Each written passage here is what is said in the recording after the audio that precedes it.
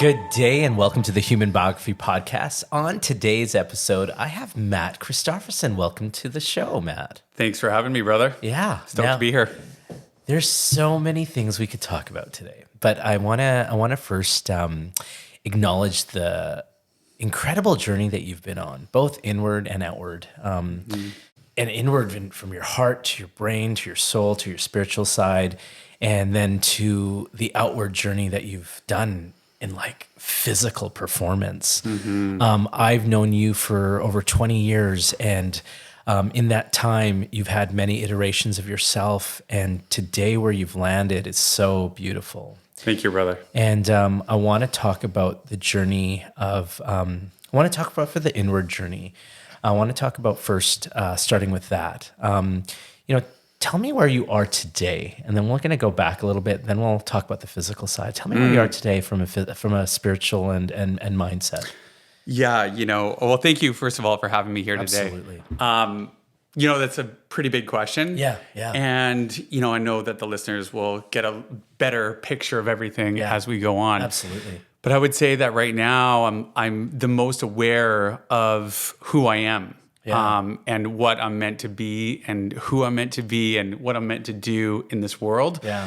And just this overwhelm of self-love and self-worth. Yes. And I think that is who I am as we air this podcast in 2025. And there's been some profound shifts over the last couple of years, but most notably this past year, and just understanding that I don't have anything to prove to anyone. Yeah. And I know who I am, and just with you continue to lead with love, with integrity, with honesty, and really there's no one to judge you but yourself. The outer critics, the people who judge and say things about people, they have their own motivations, they have their own viewpoints, and it's not easy to get critics on you all the time. But when you start thinking about your own pace and your own rhythm, the ideas that come to you from doing self-work, and I want to talk about the self-work that you've been going through, whether it's reading, speaking, whether it's running, sitting in your own silence alone sometimes. Tell me what you've gone through in the last year. Yeah, well, we can get into some of the personal adversities and turbulence that happened in my life, not only last year, but over the last 5 years. But nonetheless, one of the things and one of the reasons why it's quite timely to be on this podcast with you is in September, I made the decision to run 125 kilometers, 1,900 meters of elevation. Oh, yeah, that thing. Wow. Yeah, we called it Project 125. Yeah. What I ended up completing the RBC GranFondo. It's North America's largest cycling race. Cycling. Yeah, they have upwards of 10,000 cyclists every year. It was the 15th year, and it was the first one to complete it on foot. It's crazy. Yeah, it took 18 hours, spanned through 9 hours of darkness, and I did it by myself.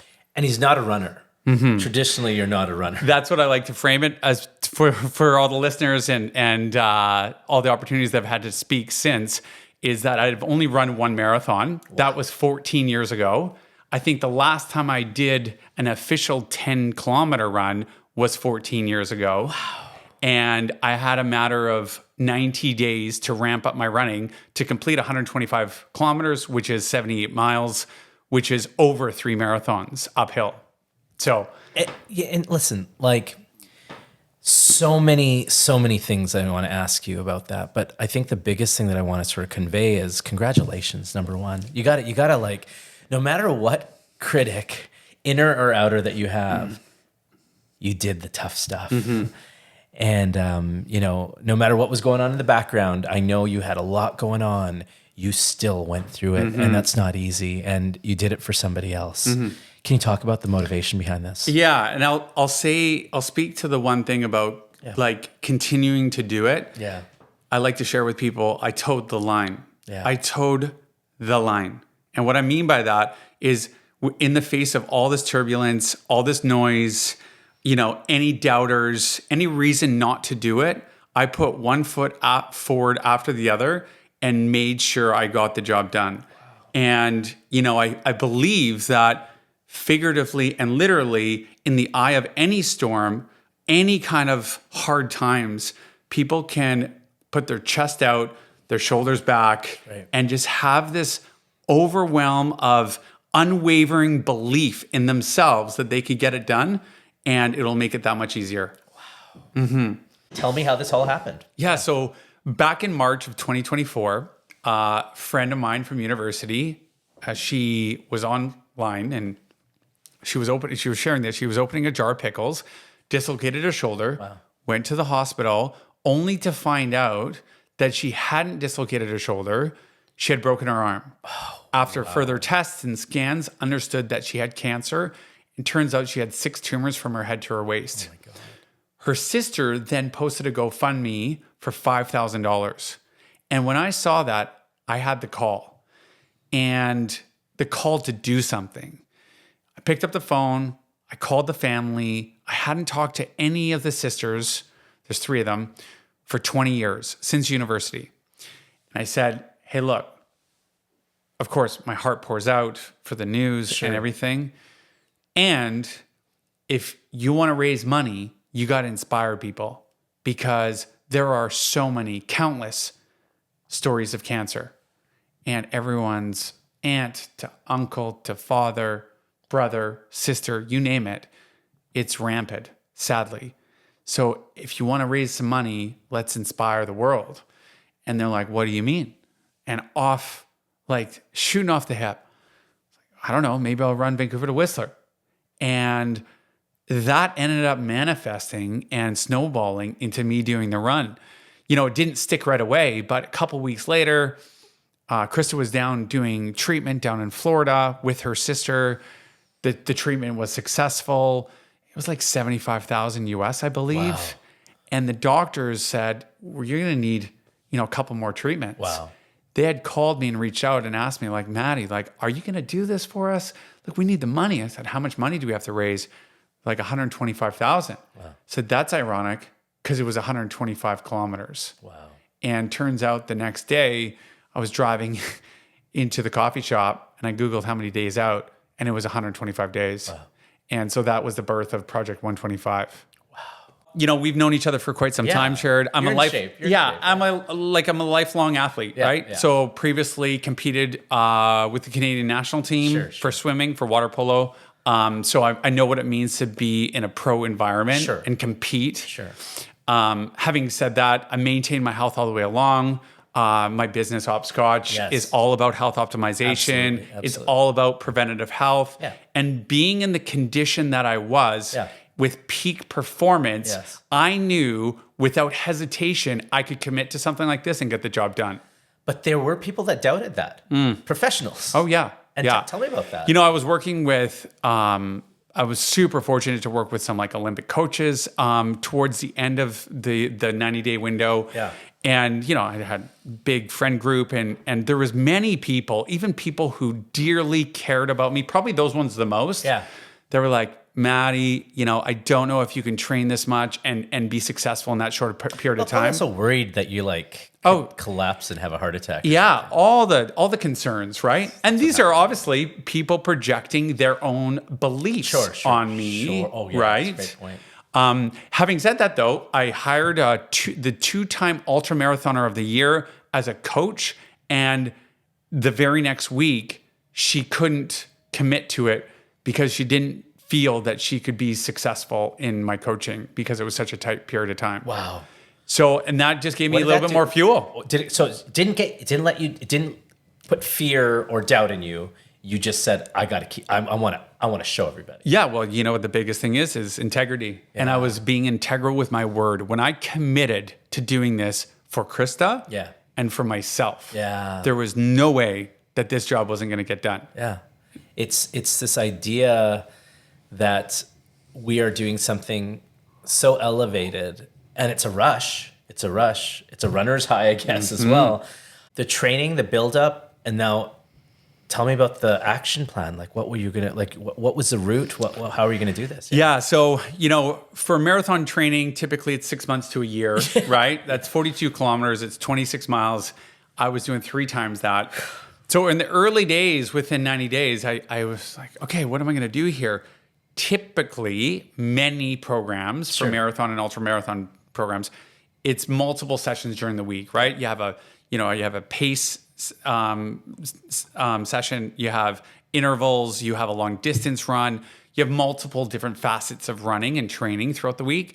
And what I recognize is the most important for me was to get the miles in. Sure. So, and to rest the legs during the week. So I forewent any hill training, any interval training, any pace work. I simply stuck to the long distance runs on the weekend. And what that ended up being is stacking my runs Saturday and Sunday, essentially a marathon on Saturday, a marathon on Sunday. Wow. And I did that for weeks on end. At the start, I ramped up those distances about 15% of distance every week until I got to the point, the peak was running 54 kilometers on Saturday and then another 48 kilometers on Sunday. So yeah, that's essentially what the rhythm was throughout the whole training program through the summer. Any fear, any intrepidation on what you were doing? There was certain points in the training. The hardest part is the mindset, right? Like it's 90% mind, right? 10% body.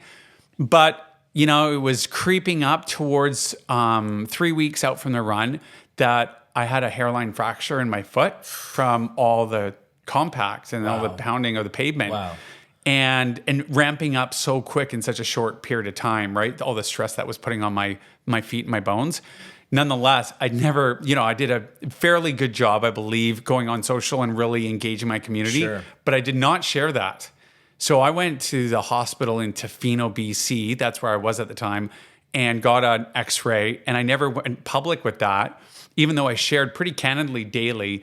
I was fearful that the RBC GranFondo was gonna say that I wasn't deemed fit enough to do the run. Wow. And so I refrained from sharing that. So it was about 2.5 weeks out that I pretty much rested my body lead up to the run. Wow. Yeah. So that was the only real physical concern. Wow. Mm-hmm. So we come to this place in September. It's race day. Mm-hmm. What is the prep and what is that day like for you? Yeah. Well, of course, being on the start line, I like saying, I heard this once, that is the greatest act of vulnerability, right? Because that is when the fear of failure and fear of judgment creeps in. Yes. Right? And when you start running, that's when all the problems go away. That's right. Oh, right? Yeah. Because that's just doing a run. It's the anticipation about getting to the start line. Wow. Mm-hmm. Wow. And I remember distinctly, you were there. I got there and this is the first time it's ever been done. Yeah. So there wasn't an official start line, right? No. So I remember getting there and I was super grateful. I have a big community across North America. There was people that had flown in from Toronto, from New York, from Virginia, all over. And they're all at the start line. I had some friends there and some family there. And then it was like, okay, I'll see you on the other side. Wow. And it was over. You're just You just had to do I just had to go. Just had to run. Just had to do the run. Wow. And it was a hot day. It was hot. And I'm grateful for the weather. Yeah. Like I'd rather take hot over rain. Sure. But that's when the journey began, and it was 18 hours of just grueling. And it's okay. Talk about the elevation and talk about the different types of terrain that you had to deal with. Yeah. So it's a cycling race. So nonetheless, the route is on BC's biggest freeway. Yes. Right. And for those that don't know, I've shared this, that it wasn't Matt just tying his shoes. We actually had to get government sanctioned approval. So in that short period of time of 125 days originally, wrote a 66-page plan that talked about a medical plan, safety plan, crowd control plan, road closure plan. And this all had to get approved by the government and all the jurisdictions and cities that I ran through. Wow. And nonetheless, 3 months in advance, we submitted it with the ministry, and we received our event permit at 11:57 on the day that I was running, 3 hours before. Wow. 3 hours before I left. And I was going anyways. You're just going to do it. But we were going to be very mindful of like not having support vehicles and whatever, right? Because we never had approval. Yeah. But when we got that event permit, it was on. Yeah. And it was like, it still gives me goosebumps to this day. Wow. So it was 1,900 meters of elevation. I had a support vehicle. Turns out the support vehicle was about 5 kilometers ahead of me all the time. Sure. So they carried any kind of hydration, all my fuel, my food. I was consuming a lot of calories and carbohydrates. Yeah, what was your food? Like, how did you do this run? Like, what was the best way? What is the master plan to do this? Yeah, so I'm super fortunate that I partnered with the Canadian Sport Institute, which is the elite environment for our Olympic athletes. Sure. So we did some testing a couple weeks out of my run, and recognized that at a 2% incline, I was burning 48 grams of carbs per hour. Wow. And at a 4% incline, I was burning 80. Wow. So because of that, I knew that I had to really manage that. And that is something that has been ingrained in me now. Wow. I remember 3 days out, I was talking to the guys at the Canadian Sport Institute, and they said to me, Matt, I think you're underestimating the severity of this run. I'm like, why would you say that? Why would you say that? Like, okay, I'm going to frame this for you in an easy way.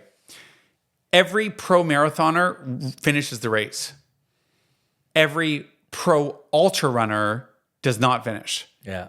I think he quoted that there was like a 50% drop off sometimes. Wow. So and you wouldn't categorize yourself as a either. Yeah. Either. Yeah. Wow. So when this happened, it was like hit me like a ton of bricks. Yeah, sure. Right? Like realistic, a train. Realistic. And it humbled me quick. Absolutely. And made me recognize how important it was to have the right amount of sodium and hydration, and also the right amount of carbs and calories. Sure. Right? So through the course of the 18 hours, this is a funny little fact. So people ask me what I ate. It was everything from yams and brown sugar to pancakes with maple syrup, rice balls, anything to get those carbs and calories in. Wow. But I also had, I think it was 8 Fantas and 6 Cokes. Well, this is something here. So yeah. Maybe I could do the run. Yeah, anyone that's down for that kind of diet, all you got to do is run 125K and you're in. What was the toughest part about this run? I think without a doubt, when you get to that mileage that you haven't done. So the longest straight run that I had ever done was 54 kilometers. Oh. And I was at 48 kilometers when it started going dark, right? And then I was in 9 hours of darkness. So I remember distinctly when I got to around the 90 kilometer mark. Wow. Right? So this is almost double the distance that I've ever done, which is significant. Yeah. It was grueling climbing uphill. Yeah. And the sun was just about to come up. Wow. And that's when it was like, I was still too far away to taste the finish line. Sure. There was no adrenaline yet. Wow. Right? And that's when it was really, I had to dig deep. And, a mutual friend of ours, Dr. Huskanji, he's ICU doctor, yes, he is, right? Top in British Columbia in the province. And he was in my support vehicle. That's right. And I remember distinctly the support vehicle at that juncture, because there was no traffic, they were right alongside me. And they were just kind of rallying me, anything they could do to inject some sort of spirit in me, right? And they pumped songs, one being St. Elmo's Fire. Yeah, sure, the Man in Motion. Yeah, and he said, or they all said, when that came on, it awoke something, and it was like Phoenix rising. Yeah. And I remember it distinctly. My shoulders went back. And to my earlier point, in the eye of the storm, shoulders back, chest out, and I just kept going. And next thing you know, I was like on fire. Wow. No joke. Wow. And I ran straight for like 8 kilometers, which was the longest distance I had run straight without walking for, I don't know, it must have been at least 6-7 hours. So it injected some newfound life in me. And that's when I knew it was on. And I remember everybody was talking, he's coming. And you crossed that finish line. And how did that feel when you saw that end point? Yeah. Well, when I originally committed to doing this run, I had a vision of what that end line would look like, right? I thought there were going to be some special people in my life there. And there were special people, but they were just different people than what I originally thought. Wow. Right. Wow. And who was there that I ran into her arms was Krista, the recipient. Yes. And I remember just on fire. Yeah. And I was like, even leading up to the finish line, I was like, no one can tell me or anyone what they can or can't do. Wow. And I ran across that finish line, and I remember running right into Krista's arms. And she looks at me, she's like, you did it. Yeah. And I said, we did it. Yeah. She goes, well, even I quit on you at one point. Yeah. She's like, I go, I don't give up on people. Yeah. We did it. Yeah. And we gave a high five. And it was the most beautiful memory that I've shared, especially with her. Yeah. And this is arguably the biggest moment in my life. Yes, it is. Yeah. And it was just out of this world. Is it, would you say it's a turning point for you in your projection and your trajectory? Yeah. Well, we're recording this a couple months after this now. Yeah. And I can confidently say that the energy that I'm giving out in the world, the learnings that I, were fortunate to experience, the ability to look inward, all those, weeks on end while I was doing the training, I learned a lot about myself. Yeah. A lot about self-love and self-worth. Sure. And, just really mapped out, how I came to be Matt Christopherson today. Great. Yeah. And I feel like there is no old Matt. There's Matt, and that's the new one. That's really beautiful. I think when you deal with adversity, how you came out of it and how you showed up for yourself is a beautiful place to be. And I observed that throughout. And I want to show you a lot of love and respect for that. What has happened since? I want to talk about the opportunities in your life that have happened. Like, I know, listen, we've got our little podcast here, but you've been on some really cool podcasts. You're about to do another one, and you've been speaking. Yeah. Tell me about that life. Yeah, it's been wild. And, I think there's one big lesson before I get into that is, many of us have imposter syndrome, me included. Sure. And I'll tell you, it's just a little voice in your head. It doesn't really exist out in the world. And even if it does, then you don't need to listen to it, because the more I put myself out there, the more opportunities have presented themselves. Absolutely. And it's not about being lucky. It's about creating your own luck. Absolutely. And it's been wild. I was flown into New York City to speak at Hoka's flagship store during the New York Marathon. Cool. Hoka's come on as a brand partner of mine. They did during the run, and I'm still an athlete of theirs. Amazing. So that's amazing. So I spoke there. I've traveled back and forth to New York a couple times since Ran the with run. some really interesting. Yeah, I was fortunate to run with some pretty big legends over Brooklyn Tell Bridge. me about that. Yeah. There's a notable chef friend now in the wellness space. His name's Dan Churchill. Yeah. He invited me out for a run. Really good face of multiple wellness brands. And nonetheless, it was Ken Rideout and Casey Neistat. Yeah.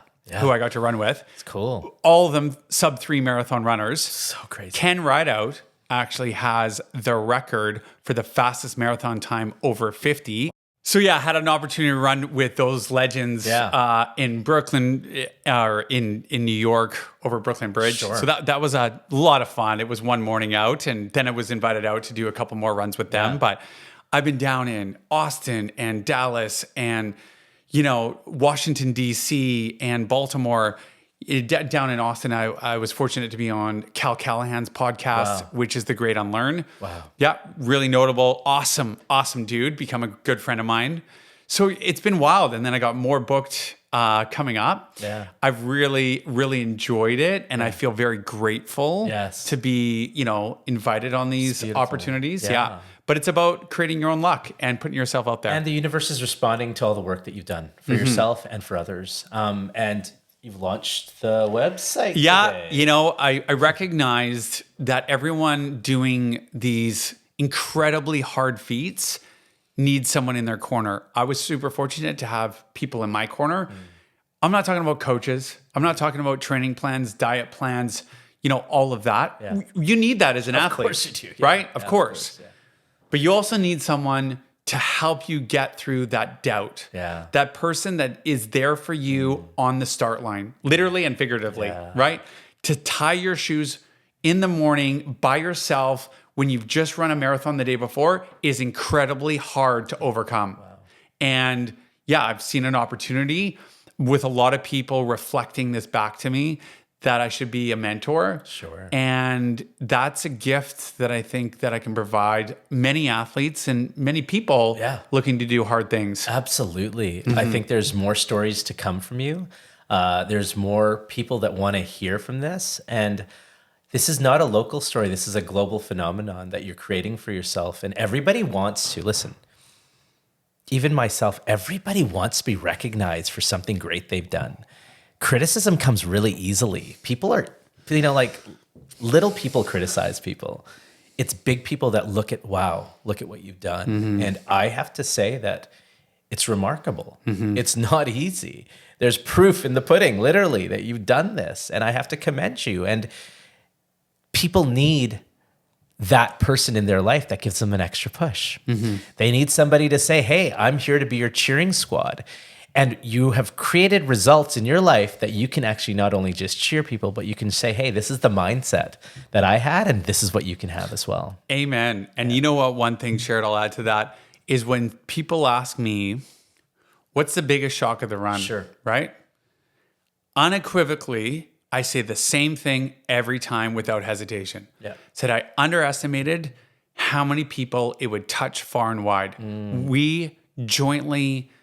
Everyone that rallied behind me, it touched thousands of lives. Of course it does. And the amount of people that have reached out to me that said, I've committed to an ultra now. I've started running again. Yeah. One guy just recently last week reached out, said that he's committed to swimming 28.5 miles around Manhattan. Wow. It's called the 20 Bridges Ultra Swim. It's crazy. Right?